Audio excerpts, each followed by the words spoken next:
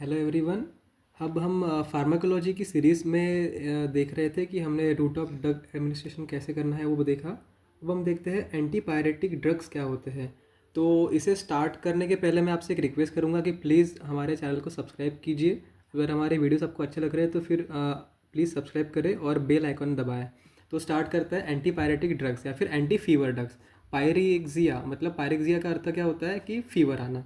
तो एंटीपायरेटिक मतलब पायरेक्सिया के अपोजिट काम करने वाले ड्रग्स को एंटीपायरेटिक ड्रग्स कहते हैं या फिर एंटी फीवर ड्रग्स कहते हैं।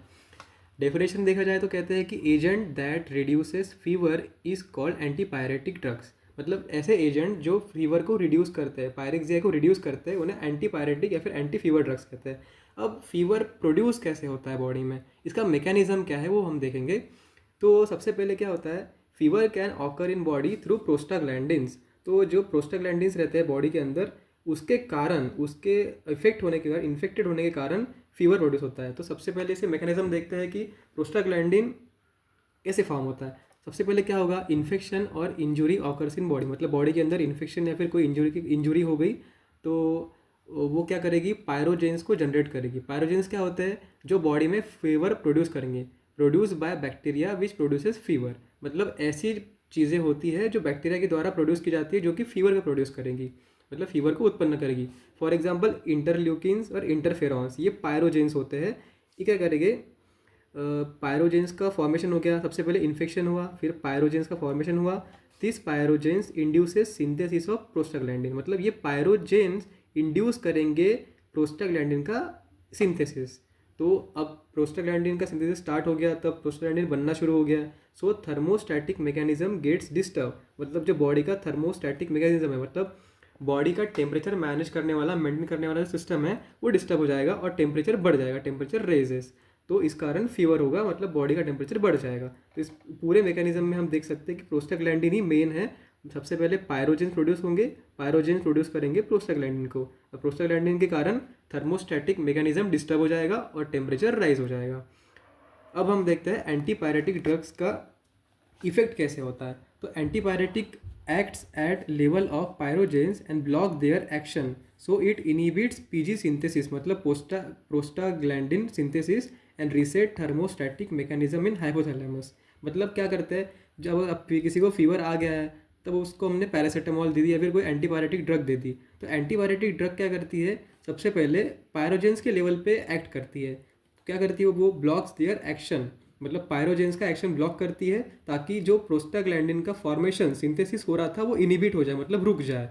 एंड रीसेट थर्मोस्टैटिक मैकेनिज्म, मतलब जो थर्मोस्टैटिक मैकेनिज्म डिस्टर्ब हो गया था उसको रीसेट करके प्रॉपर मैकेनिज्म स्टार्ट करने के लिए इंड्यूस करती है, जो कि हाइपोथैलेमस में होता है। अब एंटीपायरेटिक ड्रग्स का क्लासिफिकेशन देखेंगे। इसमें दो ही मेन होते हैं कि non selective COX inhibitors, selective COX inhibitors. जो ये नॉन सिलेक्टिव कॉक्स इनिबिटर होते हैं, ये कॉक्स इनिबिटर पे जो जैसे दो टाइप्स के कॉक्स इनिबिटर होते हैं, कॉक्स 1 एंड कॉक्स 2। तो ये कॉक्स 1 और कॉक्स 2 दोनों में से किसी पे भी काम करेगा। फॉर एग्जांपल पैरासीटामोल हो गया, आइबुप्रोफेन हो गया, नेप्रोक्सिन हो गई, एस्पिरिन हो गया। अब जो सेकंड है वो सिलेक्टिव कॉक्स 2 इनिबिटर, मतलब जो कॉक्स 2 होता है उसको ही इनिबिट करेगा। तो ये सिलेक्टिव हुआ, मतलब इनिबिट्स ओनली कॉक्स 2। ठीक है, एग्जाम्पल क्या हो गया इसके, निमेसुलाइड और पैरिकॉक्सिब।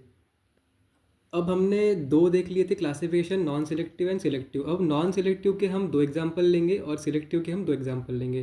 तो नॉन सिलेक्टिव का पहला एग्जांपल है, जो मोस्ट कॉमन है, वो पैरासीटामोल है। हर कोई जानता है कि पैरासीटामोल फीवर के लिए देते हैं, बट इसको ये कैसे बॉडी में इफेक्ट करता है, कैसे फीवर को कम करता है, वो हम देखेंगे। तो ये मेनली एसिटामिनोफेन है। मतलब इसका क्या अर्थ होता है, a drugs reduces pain and fever but do not reduce inflammation. मतलब ये ड्रग जो है ये पेन कम करेगा, फीवर कम करेगा, बट इन्फ्लामेशन के लिए ये काम का नहीं है, तो इन्फ्लामेशन कम नहीं करेगा। इसमें दिया है कि it is a poor inhibitor of prostaglandin synthesis but more active on COX in brain which is responsible for antipyretic action. मतलब ये मेनली इन प्रोस्टाग्लैंडिन का पुअर इनिबिटर है, मतलब ये प्रोस्टाग्लैंडिन के सिंथेसिस पे ज़्यादा कुछ अफेक्ट नहीं करेगा, बट जो कॉक्स है ब्रेन के अंदर उसके ऊपर बहुत अच्छे से काम करेगा। It is a good antibiotic but poor anti inflammatory drug. जो मैंने स्टार्टिंग बताया कि एसिटोमिनाफोन फेन कि यही होता है कि इन्फ्लेमेशन को कम नहीं करेगा, इसलिए ये पुअर एंटी इन्फ्लेमेटरी ड्रग है। अब इसके बेनिफिट्स क्या है? बेनिफिट्स के अंदर आता है कि ये गैस्ट्रिक इरिटेशन इज़ माइल्ड, मतलब किसी भी एलोपैथी मेडिसिन को लेने के बाद गैस्ट्रिक म्यूकोसा का डिस्टर्बेंस हो जाता है, इसलिए ये, लेकिन इसमें क्या होता है, गैस्ट्रिक इरिटेशन बहुत कम होगा। डज नॉट अफेक्ट रेस्पायरेशन, मतलब रेस्पायरेशन में कोई इफेक्ट नहीं करेगा। डज नॉट इंक्रीजेस एसिडिटी, मतलब एसिडिटी को इंक्रीज नहीं करेगा। No effect on CVS, central vascular system पे कोई अफेक्ट नहीं करेगा। और does not affect effect platelets and clotting factor, मतलब जो क्लॉटिंग फैक्टर होते हैं 13 प्रकार के और प्लेटलेट्स होते हैं उसके ऊपर भी कोई इफेक्ट नहीं करेगा। बट अब इसके भी कुछ ना कुछ साइड इफेक्ट होंगे, एज एलोपैथी के हर मेडिसिन के हर ड्रग के साइड इफेक्ट होता है। तो इसका यह है कि large dose can cause hepatotoxicity, मतलब पैरासीटामोल का सबसे मेन साइड इफेक्ट यही होता है कि ये लीवर को ख़राब करेगा। अगर हम बार बार फीवर आ रहा है तो हम जनरली ऐसे पैरासीटामोल लेते रहेंगे तो ये हेपेटोटॉक्सिक होगा, मतलब हेपा अर्थ होता है कि लीवर, तो लीवर के लिए टॉक्सिक होगा, लीवर पे हार्म करेगा। अब पैरासीटामोल का डोज क्या है?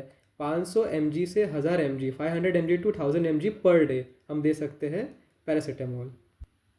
नॉन सिलेक्टिव में हम एक सेकंड एग्जांपल देखेंगे आइबुप्रोफिन का। तो आइबुप्रोफिन जो है it is non selective COX inhibitor which is better tolerated, मतलब इसका टॉलरेंस ज़्यादा अच्छा है as compare to paracetamol. It is slow antibiotic drug, जो है स्लो है, जैसे कि पैरासीटामोल था वो भी स्लो ही था, ये भी स्लो ही है। Ibuprofen are well absorb, more than 90% bounds to plasma protein, मतलब शरीर के अंदर जो प्लाज्मा प्रोटीन रहते हैं अल्बुमिन, ग्लोबुलिन वगैरह, उसको 90% ये बाउंड्स कर देते हैं। बाउंड्स मतलब होता है कि उसके साथ अटैच हो जाते हैं, बन जाते हैं और जल्दी जल्दी शरीर में इफेक्ट स्टार्ट कर देते हैं, एब्जॉर्प्शन स्टार्ट कर देते हैं। इसका मेटाबॉलिज्म जो है लीवर में होता है और किडनी के द्वारा इसको एक्सक्रीट किया जाता है, मतलब metabolism is in liver and excreted through kidney. अब इसके भी साइड इफेक्ट होंगे, तो मोस्ट कॉमन अगर आपको कुछ याद ना है तो ये मेन 3 साइड इफेक्ट तो मोस्ट कॉमन होते हैं कि नौशिया, वोमिटिंग और एसिडिटी। अब इसके डोज क्या हो गए? 400 to 600 mg thrice a day, मतलब 3 बार दे सकते हैं TID। ठीक है, सॉरी TID नहीं TDS होता है, तो 400 to 600 mg TDS होता है। अब हम देखते हैं कि जो सिलेक्टिव था, मतलब सिलेक्टिव मतलब COX-2 सिलेक्टिव, सिलेक्टिव का अर्थ होता है कि जो COX-2 पे ही अफेक्ट करेगा, तो COX-2 को ही इफेक्टिव करेगा, उसके ऊपर ही असर करेगा, वो कौन सा होता है? तो उसमें आएगा पहला निमेसुलाइड। तो निमेसुलाइड क्या होता है? It has anti pyretic and analgesic properties, मतलब पायरेटिक मतलब फीवर कम करने की, एनाल्जेसिक मतलब पेन एंड इन्फ्लामेशन दोनों, मतलब ये फीवर भी कम करेगा और इन्फ्लामेशन को भी कम करने का काम करेगा। ये दोनों प्रॉपर्टीज निमेसुलाइड में होती है। It is weak inhibitor of prostaglandin synthesis, मतलब ये भी पैरासीटामोल के जैसे ही प्रोस्टाग्लैंडिन सिंथेसिस का इनिबिटर जो है वीक काम करेगा, मतलब वीक इनिबिटर है। With higher affinity for COX-2 than COX-1, मतलब मैंने पहले बताया कि सिलेक्टिवली COX-2 के लिए इसकी ज़्यादा अफिनिटी होगी than COX-1। It has been use specially in short lasting painful inflammatory condition like sports injury fever, मतलब ये क्या है? ये शॉर्ट लास्टिंग पेनफुल इन्फ्लामेशन, मतलब थोड़ी मात्रा की अगर आपको पेनफुल कुछ हो गया है या फिर कोई अगर आपको नॉर्मल छोटी सी कोई चोट लग गई है तो उसके लिए आपको ज़्यादा इफेक्ट करेगा कि निमेसुलाइड आप ले सकते हैं। जैसे कि स्पोर्ट्स इंजरी हो गई, फीवर हो गया, इसमें दे सकते हैं। अब इसके साइड इफेक्ट क्या है कि नौशिया होगा, डिजीनेस होगी, डिजीनेस मतलब से चक्कर ऐसा लगेगा, सिर घूमने ऐसा फीलिंग होगी, रैशेस आएंगे बॉडी के अंदर, या फिर ड्राउजीनेस होगी, मतलब ऐसा लगेगा कि आप बिल्कुल ऐसा लगेगा कि आप चक्कर खा के गिर जाओगे। इसका डोज क्या है? इसका डोज है 100 mg 2 times a day, मतलब 100 mg BID। Thank you so much.